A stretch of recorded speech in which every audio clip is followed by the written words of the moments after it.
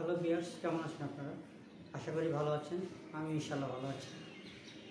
আজকে যে বিষয়টা নিয়ে কথা বলবো সেটি হলো ওয়ার্কশপ সেফটি রুলস। ওয়ার্কশপে কার্যক্রম পরিচালনা করার জন্য কিছু নিয়ম বা নীতিমালা থাকা উচিত।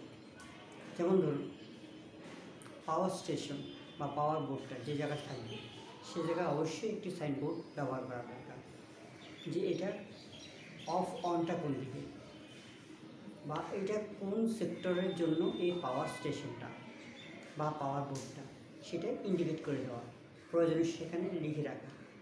কারণ যখন কোনো ইনসিডেন্ট ঘটবে দ্রুততার সাথে সেটা বন্ধ করার জন্য আপনার ওই ইন্ডিকেটরটা থাকা খুবই জরুরি। এবং যখন কোনো ওয়েল্ডিংয়ের কাজ হবে, যে ওয়েল্ডিংয়ের জন্য যে একজন পিপি দরকার, সেই পিপিটা যেন অবশ্যই ব্যবহার করে।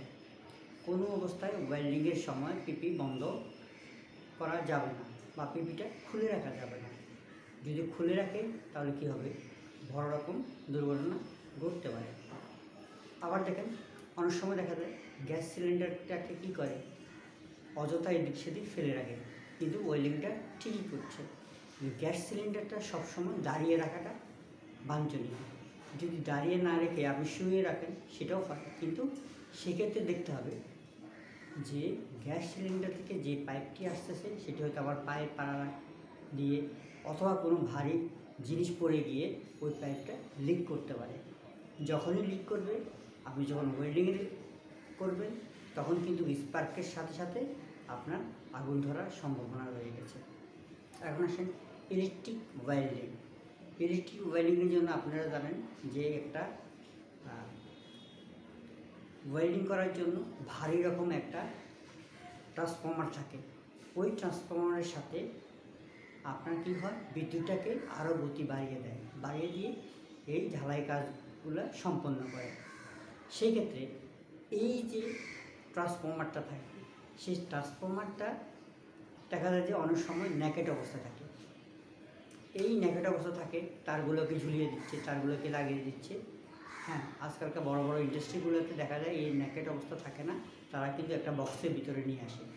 কিন্তু ম্যাক্সিমাম ফ্যাক্টরিগুলোর ভিতরে কী হয়, আপনার ন্যাকেট অবস্থা থাকে। ওইখানে তার দেখা যায় বের হয়ে আসছে, বিভিন্নভাবে লোকজন যাওয়া আসা করতেছে, যে কোনো সময় বড় রকম দুর্ঘটনা ঘটতে হয়। এই যে নীতিমালাগুলো বা এই যে পলিসিগুলো, এই পলিসিগুলোতে যদি সুনির্দিষ্ট কোনো নীতিমালা না থাকে তাহলে কী হবে, এগুলো থেকেই বড় রকম দুর্ঘটনা ঘটতে পারে। সেই জন্য এই দুর্ঘটনাগুলোকে নিয়ন্ত্রণ করার জন্য অবশ্যই ওয়ার্কশপে একটা সেফটি রুলস থাকা বাঞ্ছনীয়, যে এই ওয়ার্কশপে এই জিনিসগুলো এই স্থানে থাকবে, এই কার্যক্রম করার সময় এই ধরনের পিপিগুলো ব্যবহার করা হবে।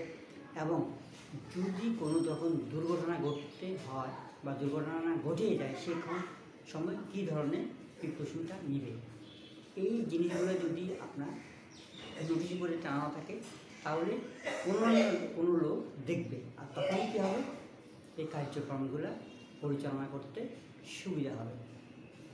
তো বন্ধুরা, আজ এ পর্যন্ত। পরবর্তী আরও কোনো ভিডিওতে দেখা হবে। আসসালামু আলাইকুম।